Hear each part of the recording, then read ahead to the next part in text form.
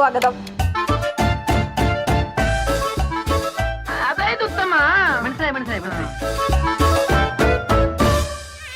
Vote കിട്ടാൻ election തലേന്ന് കിറ്റും കുപ്പിയുമായി ജനഹൃദയങ്ങൾ കീഴടക്കുന്ന രാഷ്ട്രീയക്കാരും കിറ്റും കുപ്പി വാങ്ങി തട്ടിയ ശേഷം കൃത്യമായി ഏതൊരു പാർട്ടിക്ക് വോട്ട് കുത്തി രാഷ്ട്രീയക്കാർക്കിട്ട് കൊട്ടുന്ന മലയാളികളും കൂടി വീണ്ടും ഒരു തിരഞ്ഞെടുപ്പ് കൂടി ആഘോഷമാക്കി.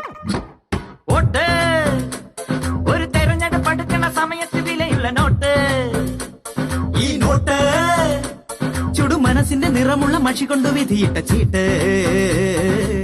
2 നാൾ കൊണ്ടൊരുത്തനെ തണ്ടിലേറ്റി നടത്തുന്നതും ഭവാൻ, മാളിക മുകളിലേറിയ മന്നന്റെ തോളിൽ മാറാപ്പ് കയറ്റുന്നതും ഭവാൻ എന്നാണല്ലോ ഇത്തവണ തൃക്കാക്കരക്കാർ നമ്മൾ ഉമേശി അങ്ങോട്ട് തണ്ടിലേറ്റി.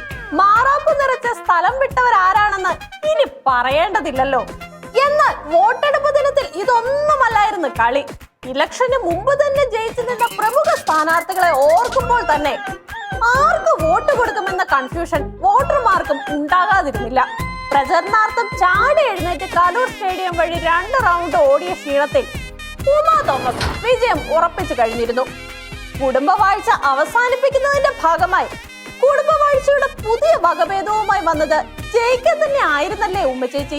എല്ലാവരും ഒത്തൊരുമിച്ച് പ്രവർത്തിച്ച് വിജയം നേടാൻ സാധിക്കും എന്നുള്ള ഉറപ്പോടുകൂടി തന്നെയാണ് പോകുന്നത്. നല്ല ഉജ്ജ്വല വിജയം തന്നെ നേടാൻ സാധിക്കും.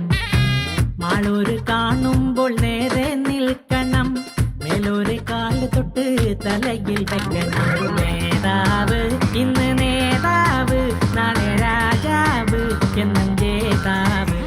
ജയിക്കുമെന്ന് ഉമേച്ചിയുടെ അങ്ങനെയുള്ള തള്ളലിൽ സ്ഥാനാർത്ഥികളുടെ പ്രതീക്ഷയൊക്കെ അന്നേ അസ്തമിച്ചു. കലൂർ ഗ്രൗണ്ട് വഴി ഓടി നിയമസഭയിലേക്ക് കയറാനുള്ള ഉമേച്ചിയുടെ കഠിന പ്രയത്നത്തെ കടവന്ത്ര വഴി നടന്നു തോൽപ്പിക്കാൻ ഇറങ്ങി തിരിച്ച ഹൃദയശാസ്ത്രജ്ഞനും ഈ പ്രഖ്യാപനത്തിൽ ഒന്ന് ഞെട്ടി.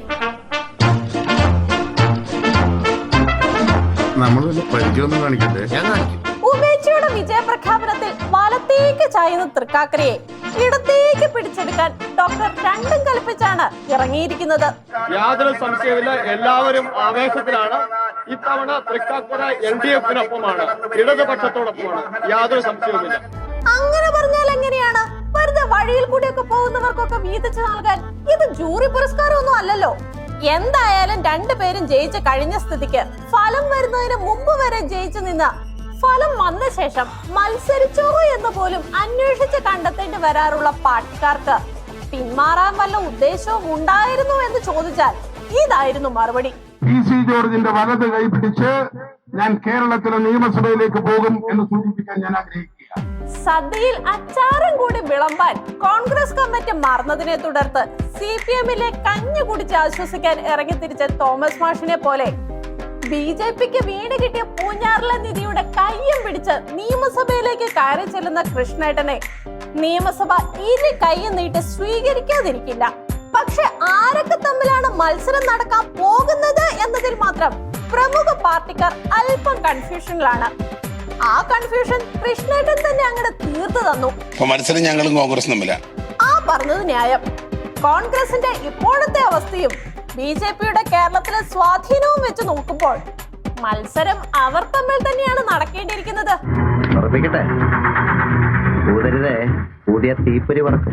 ജയിക്കാൻ വേണ്ടി തന്നെയാണോ മത്സരിക്കുന്നത് എന്നതിൽ മാത്രം കൃഷ്ണേട്ടന് അന്നേരവും വലിയ വ്യക്തതയൊന്നും വന്നിട്ടില്ല. ഇടയ്ക്ക് പ്രമുഖ BJP സാരഥി കൃഷ്ണദാസേട്ടൻ മത്സരം LDF-ഉം BJP-യും തമ്മിലാണ് എന്ന് പറഞ്ഞത് എന്ത് ഉദ്ദേശത്തിലാണോ എന്തോ. പാർട്ടിയിൽ മത്സരം ആരൊക്കെ തമ്മിലാണ് എന്നുള്ള ആഭ്യന്തര ചർച്ചകൾ സജീവമാകുമ്പോൾ സുരേട്ടന്റെ അഭിപ്രായം ഇതൊന്നും തന്നെയല്ലായിരുന്നു. ത്രികോണ മത്സരം എന്ന് പറഞ്ഞാൽ ഞാൻ ഇത്രേ അർത്ഥമാക്കിയിട്ടുള്ളൂ. തുല്യ ശക്തികൾ തമ്മിലുള്ള ഒരു പോരാട്ടമാണ് ഇവിടെ നടക്കുന്നത്. അത് തെരഞ്ഞെടുപ്പ് കഴിയുമ്പോൾ എല്ലാവർക്കും ബോധ്യവും. എന്തോ കുത്തി പറയുന്ന പോലെ എനിക്ക് ഫീൽ ചെയ്യുന്നുണ്ട് കേട്ടോ. കുത്തിയില്ലല്ലോ, കുത്താൻ പോണല്ലേ ഉള്ളൂ. എല്ലാ തിരഞ്ഞെടുപ്പിലും തിരഞ്ഞെടുപ്പ് കഴിയുമ്പോൾ ബോധ്യമാകുമെന്ന് ഇതുപോലെ പറയാൻ മടിക്കാത്ത ആ വലിയ മനസ്സ് ട്രോളന്മാർക്ക് എന്നും ഒരു മുതൽക്കൂട്ടാണ്. തിരഞ്ഞെടുപ്പ് കഴിയുമ്പോൾ ബോധ്യമാകുന്നതിന്റെ ലിസ്റ്റിൽ മറ്റെന്തെങ്കിലുമൊക്കെ കൂടി ഉണ്ടാകുമോ സുരേട്ടാ? വോട്ടുകൾ ഏതെങ്കിലും ആളുകളുടെ പോക്കറ്റിലാണ് ഇരിക്കുന്നത് എന്ന് ചില ആളുകൾക്ക് ഉണ്ടായിട്ടുള്ള ധാരണ ഈ തെരഞ്ഞെടുപ്പ് കഴിയുമ്പോൾ ഇല്ലാതാവും. ഈ പറഞ്ഞതിന് വേറൊരർത്ഥം ഇല്ലേ? ഏയ്, അങ്ങനെ പ്രത്യേകിച്ച് അർത്ഥമൊന്നുമില്ല. തൃക്കാക്കരയിലെ വോട്ട് ആരുടെയും പോക്കറ്റിലല്ല എന്ന് പറഞ്ഞ സുരേട്ടന്റെ ആത്മവിശ്വാസത്തിൽ തന്നെ തൃക്കാക്കരയിലെ BJPയുടെ പിടിപാട് എന്താണെന്ന് സുരേട്ടന്റെ പഴയ തള്ളുകൾ കേട്ടിട്ടുള്ളവർക്ക് നന്നെ ബോധ്യപ്പെട്ട് കാണണം. BJPയുടെ ആത്മവിശ്വാസം നിലപാടിൽ മാറ്റം വല്ലതും വരുത്താൻ കാരണമാകുമോ സതീശേട്ടാ? ഞാൻ ആദ്യം പറഞ്ഞ അതേ നിലപാടിൽ ഞാൻ നിൽക്കും. ഞാൻ വലിയ അവകാശവാദങ്ങളൊന്നും ആദ്യവും പറഞ്ഞിട്ടില്ല, ഇപ്പോഴും പറയുന്നില്ല. കഴിഞ്ഞ പ്രാവശ്യം PT തോമസ് ജയിച്ചതിനേക്കാൾ വലിയ ഭൂരിപക്ഷത്തിന് ഉമാ തോമസ് വിജയിക്കും, ഉറപ്പായി ജയിക്കും. ഇതിന്റെ കോൺഫിഡൻസ് അല്ല, അഹങ്കാരം. സതീശേട്ടന്റെ നിസ്സാരമായ ആഗ്രഹം കേട്ട ഉടനെ തന്നെ മറുപടി എഴുതി തയ്യാറാക്കി വെച്ചിരിക്കുന്നത് പോലെ ജയരാജേട്ടനും രംഗത്ത് വന്നു. ഇപ്പൊ ഇന്ത്യയിലില്ല, ഒരു സ്ഥലത്തുമില്ല, കേരളത്തിലുമില്ല, നാട്ടിലുമില്ല, തൃക്കാക്കരയുമില്ല, നിർത്തി അവമാനിക്കുവാണ്. എവിടെയും തരംഗമില്ലാതെ തകർന്നു കിടക്കുകയാണ്. ആ തകർച്ചക്ക് ഈ തെരഞ്ഞെടുപ്പ് കൂടുതൽ ശക്തി പകരും. ഏതാണ്ട് കേരളത്തിൽ UDFന്റെ തകർച്ചക്ക് തുടക്കം കുറിക്കുകയാണ്. എത്ര മനോഹരമായ നടക്കാത്ത സ്വപ്നം. നടക്കും.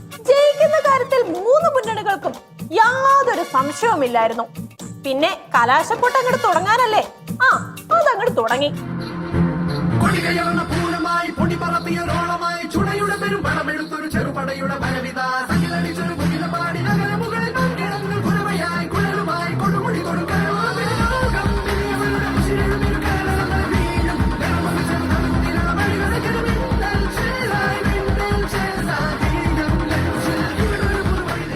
തോൽക്കുന്നതിന് തൊട്ടു മുമ്പ് വരെയുള്ള ശുഭാപ്തി വിശ്വാസം എന്ന നിലയിൽ പാർട്ടിക്കാർ കലാശക്കുട്ടിനെ കഴിയുന്ന രീതിയിലൊക്കെ ഭംഗിയാക്കിയിരുന്നു. സ്വന്തം വോട്ട് നഷ്ടപ്പെടേണ്ട എന്ന് കരുതിയായിരിക്കണം സ്ഥാനാർത്ഥികളും നേരത്തെ തന്നെ ബൂത്തിലെത്തിയിരുന്നു.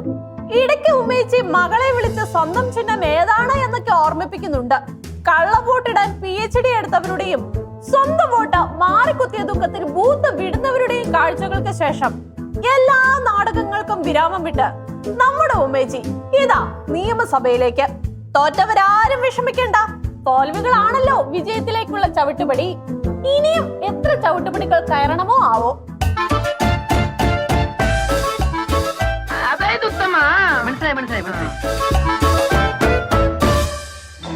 ചേട്ടാ, ആ സാഡ് BGM വന്നിട്ടെ.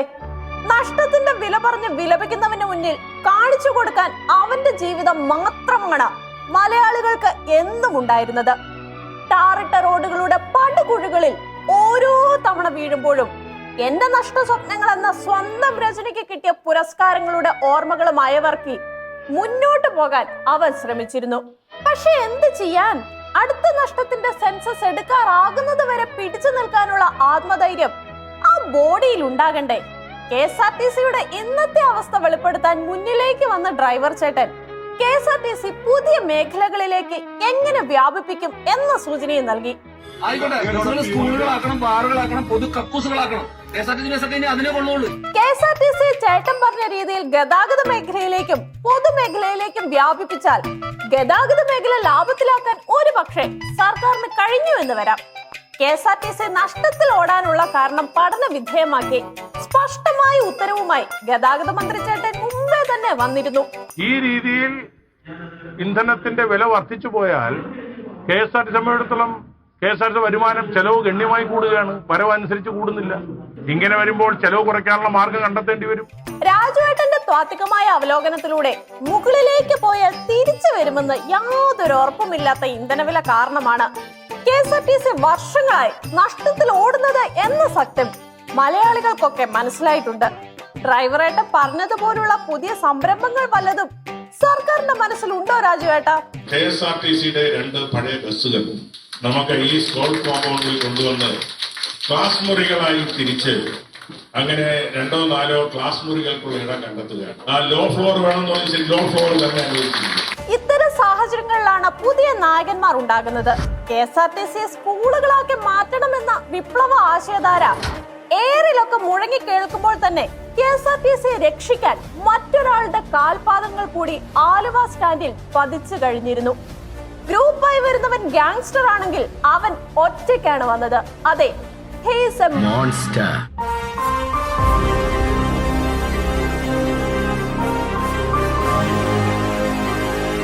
അടുത്തിടെ മലയാളികളെ ബോറടിപ്പിക്കാൻ രാഷ്ട്രീയം പറഞ്ഞ് കിളി പറത്താനെത്തിയ ഒരു താത്വിക അവലോകനം എന്ന ചിത്രം കണ്ടതിന്റെ ഹാങ് ഓവറിലാണോ എന്തോ KSRTC രക്ഷിക്കാൻ വന്ന് തിരിച്ചു പോകുന്ന വഴി വണ്ടിയും കൊണ്ടാണ് മോൺസ്റ്ററിന്റെ പോക്ക്.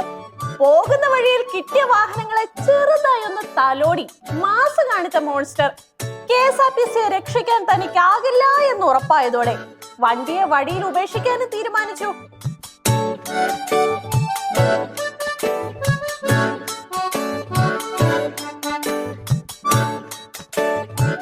തുരുമ്പ് ശേഖരണവുമായി ബന്ധപ്പെട്ട് ഭാവിയിൽ പ്രയോജനപ്പെടുത്തേണ്ട ആനവണ്ടിയൊക്കെ ഇങ്ങനെ മോഷണം പോയാൽ കേരള പോലീസ് വെറുതെ ഇരിക്കില്ലല്ലോ. നോർത്ത് കലൂരിൽ വെച്ച മോൺസ്റ്ററിനെ കയ്യോടെ പോലീസ് അങ്ങോട്ട് പൊക്കി. ഒരു ദുരന്തം അവസാനിക്കുന്നതിന് മുമ്പ് മറ്റൊരു ദുരന്തത്തിന്റെ പുനരാവിഷ്കരണവുമായി വരുന്നത് സർക്കാരിന് പുത്തരിയൊന്നും അല്ലല്ലോ. KSRTCക്ക് കൂട്ടായി സർക്കാർ കൊണ്ടുവന്ന K-Swift വേഗത്തിൽ തന്നെ KSRTCയുമായി അടുത്തിരുന്നു. KSRTC ബസിന്റെ ഈ രക്ഷാപ്രവർത്തനം കഴിഞ്ഞതിന്റെ തൊട്ടടുത്ത ദിവസം തന്നെ K-Swift തന്നെ രക്ഷപ്പെടുത്താനുള്ള അവസരം ജീവനക്കാർക്ക് കൊടുത്തിട്ടുണ്ട്. ബാംഗ്ലൂരിൽ നിന്ന് കോഴിക്കോട്ടേക്ക് എത്തിയ K-Swiftനെ സ്റ്റാൻഡിൽ വെച്ച മാടി വിളിച്ച തൂണുകൾക്കിടയിലേക്ക് K-Swift ഒന്ന് കയറി നോക്കി. പക്ഷെ കയറിയ ശേഷം അതെ ഞമ്മള് വിടൂല എന്ന് തൂണുകൾ ഓർമ്മിപ്പിച്ചപ്പോഴാണ് പെട്ടു എന്ന വിവരം K-Swift അറിയുന്നത്.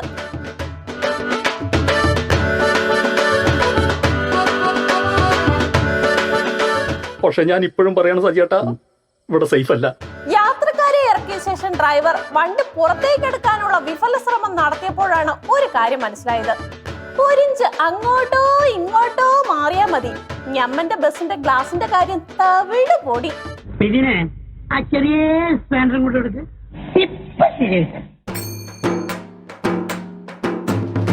കൂളായി തൂണുകൾക്കിടയിലൂടെ കയറിപ്പോയ ബസിനെ തള്ളി പുറത്തെത്തിക്കാനുള്ള ശ്രമവും ഇടയ്ക്കൊക്കെ അരങ്ങേറുന്നുണ്ട്.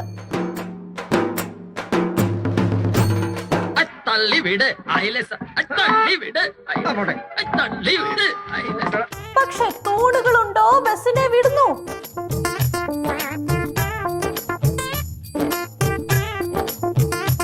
ഒടുവിൽ KSRTCയിൽ വർഷങ്ങളുടെ പാരമ്പര്യമുള്ള ജയരാജേട്ടൻ കൃത്യനിർവഹണം ഏറ്റെടുത്തതോടെ 3 മണിക്കൂർ നീണ്ട കഠിന പരിശ്രമത്തിനൊടുവിൽ K-Swiftനെ റിലീസ് ചെയ്യാൻ തൂണുകളും തീരുമാനിച്ചു.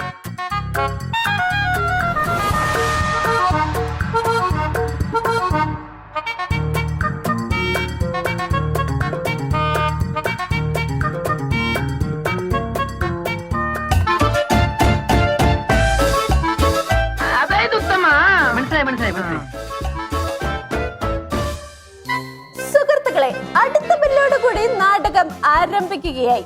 സംഘമിത്രങ്ങൾ അഭിമാന പുരസ്കാരം കാഴ്ചവെക്കുന്ന കലപഭാരമാണ് മിത്രങ്ങളെ കസേരയല്ലോ സുഖപ്രദം.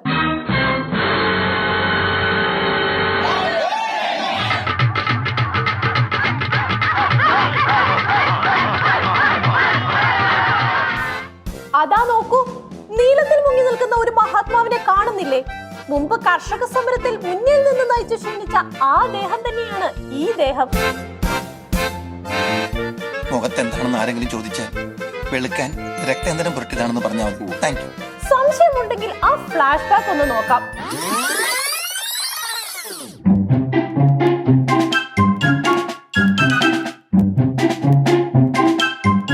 പക്ഷെ പിന്നിൽ കാണുന്ന മിഷ്യൻ കണ്ണൊക്കെ ഏത് കൃഷിക്കാണ് ഉപയോഗിക്കുന്നത് എന്നതിൽ മാത്രം വലിയ വ്യക്തതയില്ല.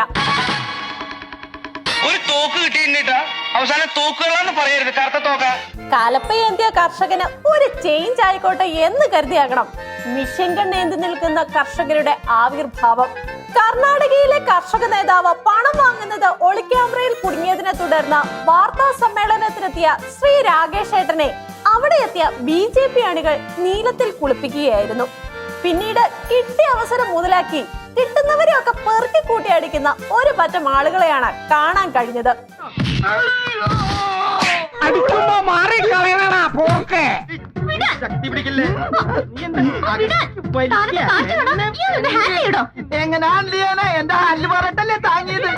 അടിക്കുന്ന താളത്തിൽ തന്നെ മോദി മോദി എന്ന് പാട്ട് പാടുന്നത് കൊണ്ട് മിത്രങ്ങളെ തിരിച്ചറിയാൻ വലിയ ബുദ്ധിമുട്ടൊന്നും ഉണ്ടായിരുന്നില്ല.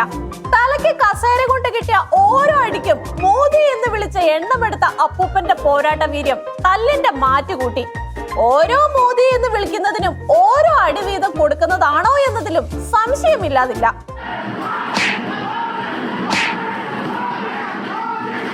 കിട്ടിയ അടിയിൽ ബോധം കെടണോ എന്ന് കൺഫ്യൂഷൻ അടിച്ചു നിൽക്കുന്ന അപ്പൂപ്പന്റെ തലക്കടിച്ച് ഫ്രെയിമിന് പുറത്തേക്ക് പോയ യുവാവും തമ്മിത്തല്ലിൽ മാതൃകയായി.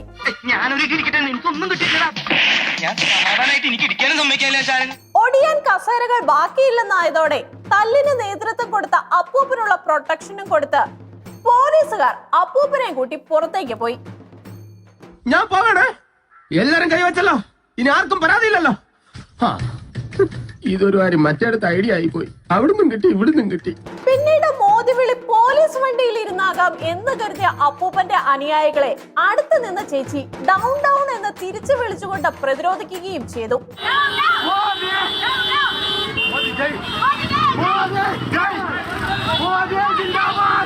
ശേഷം അല്ലട് കൊപ്പയല്ലേ നാഗേന്ദ്ര ചേട്ടൻ BJPക്കും മോദിക്കും ഒക്കെ ജയ് വിളിച്ചുകൊണ്ട് വരുന്നവർക്കെതിരെ ഏതോ ഭാഷയിൽ എന്തൊക്കെയോ പറയുന്നുണ്ടായിരുന്നു. ಇದು ಬಿಜೆಪಿಯ ಷಡ್ಯಂತ್ರ. ಒಬ್ಬ ರಾಷ್ಟ್ರ ನಾಯಕರಿಗೆ ಮಸಿ ಬಳಿಯಂತ ಕೆಲಸ ಮಾಡ್ತಾ ಇರೋದು. ಇಲ್ಲಿ ಕೋಡಿಹಳ್ಳಿನ ಅವ್ರ ಹೆಸರು ಹೇಳಿರೋದು ಕೋಡಿಹಳ್ಳಿ ಚಂದ್ರಶೇಖರ್. അക്രമികളെ പോലീസ് അറസ്റ്റ് ചെയ്ത് നീക്കിയതോടെ വാർത്താ സമ്മേളനത്തിന് വന്ന രാകേഷ് ഏട്ടനും കൂട്ടരും എന്തിനോ വേണ്ടി തിളക്കുന്ന സാമ്പാർ എന്ന നാടകം പൂർത്തിയാക്കി തിരിച്ചുപോയി.